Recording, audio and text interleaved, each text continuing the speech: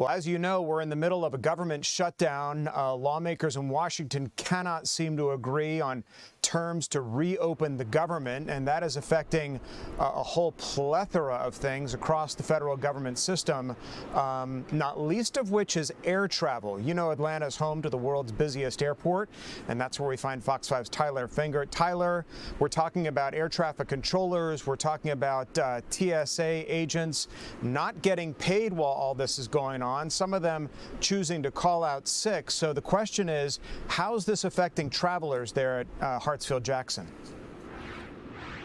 Well, Tom, good afternoon to you. I'll tell you that while other airports are dealing with the staffing struggles, the world's busiest airport, Atlanta Hartsfield-Jackson International Airport, has come out unscathed so far. But I mean, this government shutdown has no sign of letting up as those in Washington, our lawmakers in Washington, continue to work to reach a deal to reopen the government. And those air traffic controllers here at Hartsfield-Jackson International Airport are in the tower at this hour. Many of them working, all of them rather, are working without pay, no sign or no knowledge of when they might receive a paycheck, because next week is when they're supposed to be paid. But with the government shutdown, that will not happen. Across the country, staffing is a problem as controllers call out sick. On Monday, I want to show you some video. The tower at Hollywood Burbank Airport in California went dark for nearly 6 hours, and a different facility was forced to handle the planes. It was one of roughly 12 FAA locations impacted by staffing problems on Monday. The FAA reports Houston, Nashville, and Newark, among others, also dealt with staffing issues this week.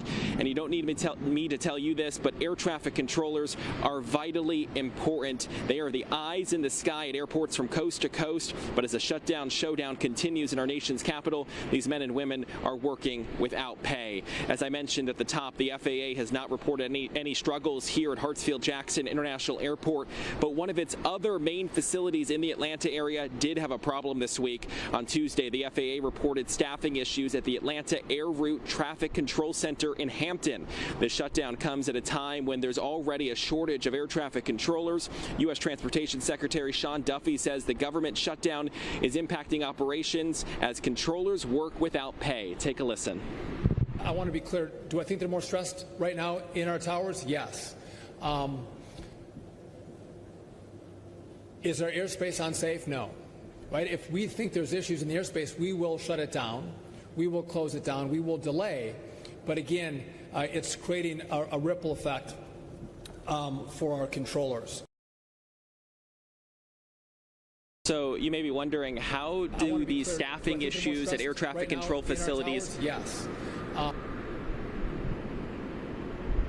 Yeah, and so obviously you just heard from Secretary Sean Duffy there. He's talking about the issues that these air traffic controllers are dealing with. He talked about the stress. I mean, they're already under stress. Many of them working our mandatory overtime because they are short-staffed. And what I can tell you is that you may be wondering, how does this affect you if you're flying, if you're traveling? Well, with less air traffic controllers maybe at this facility or other facilities throughout the country, you are not going to be able to fly maybe the schedule that the airlines had planned months ago or over a year ago, because with less controllers, they're going to have maybe less flights going, which means it's going to be having delays and cancellations. We don't know how this will happen or how this will impact until basically the day of, if controllers call out sick. We know back in 2019, there was definitely, during that month-long shutdown, there were definitely impacts to air travel as these air traffic controllers, many of them who have gone through years of training to be able to be in this tower, call out from work because they can't make ends meet. They have to go, maybe as Secretary Duffy was saying during a news conference on Monday, go work Uber and go drive people to be able to make the money they need to be able to live their lives, because again, they got their paycheck right before the government shutdown. Next week they're supposed to get another one, but at this point, Tom, they don't know if or when that's going to happen, because they are going to get their back pay. They obviously are essential workers, so they are having to work through this. But obviously it's going to be something we're going to have to wait and see as these workers, as these air traffic controllers continue to come to work and do the vitally important work to keep Atlanta Hartsfield-Jackson International Airport safe and airports across the country safe, we're certainly and the grateful. skies above these airports and above our country as well. Well said, Tyler. We're certainly grateful that they do, but understand the hardships that they face, and we're certainly certainly happy that no operations have been disrupted yet at the world's busiest airport, because that no doubt would have a ricochet effect around the country and indeed around the world. Tyler Fingert live at Hartsfield-Jackson. Tyler, thanks. Let's talk to somebody who knows a whole lot about traveling and the travel industry. Sean Cudahy. Sean, I hope I am pronouncing your name correct. You are the senior travel writer with The Points Guy, somebody that a lot of us follow to follow industry trends, credit card points, how to use them to travel, things like that. I guess my first question to you, and we'll get to the operational side of this, but the fact that air traffic controllers, TSA agents aren't among those characterized as critical to our federal workforce is just amazing to me. Do you think that in the wake of this shutdown, like so many others where airport operations are being impacted the way they are, lawmakers might reconsider how to classify these people who conduct such a critical role in our government?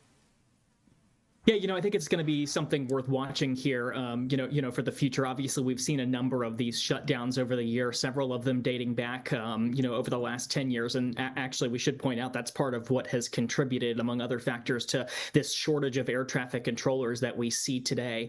Obviously, these workers deemed essential, but they have to continue coming to work. But, as you heard there, obviously not getting a paycheck, while the government is shut down. Well, let's talk about that shortage. There is a shortage. How is a government closure like this going to affect the recruitment process to get the number of air traffic controllers we need up into those towers?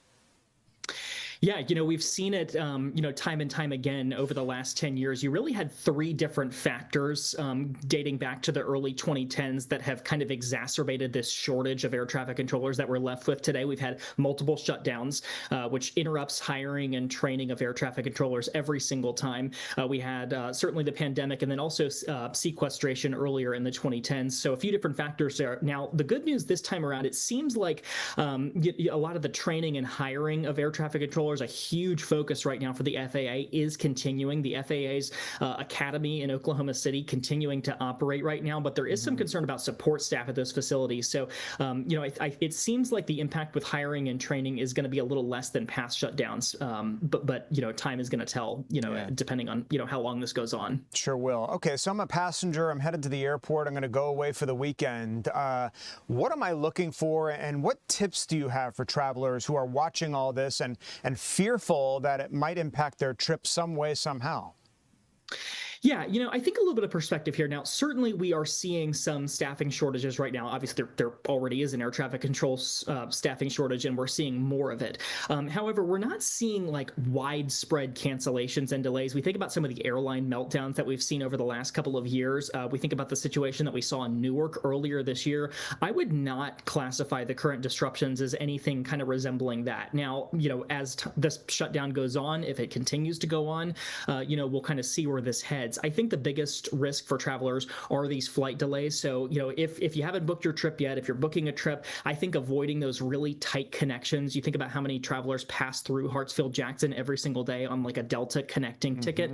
If you have that 45-minute connection, I think the delays are going to be much more likely than the cancellation. So, your flight gets delayed an hour. It's not the end of the world if you're just flying nonstop to your destination. So I think that's going to be one tip. And then obviously packing your patience as you head to the airport, and just knowing that there's a chance that you might be, sitting on the plane a little bit longer, maybe bring a bottle of water, and you could end up circling in the skies over the airport for a little bit longer than expected. Been there, done that. One question before I let you go.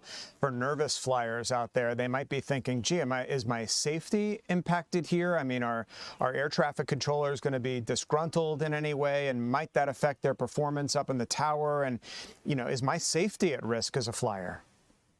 Yeah, you heard the Transportation Secretary, Sean Duffy, there really reiterate that, our airspace is safe. Air travel is extremely safe, safest mode of transportation. I think that continues. I think the delays that we see when there are staffing shortages are really, the kind of that preventive measure there. They're not just delaying flights for no reason. They're doing it because they can't handle the volume that's coming in, so they slow the air traffic to try to keep things manageable. Unfortunately, that does result in delays, but the most important thing is safety, and I think that continues. All right, Sean Cudahy with The Points Guy, senior travel writer, with some great insight and perspective into how this government shutdown is going to affect all of us if we're taken to the sky. Sean, thanks so much for joining us.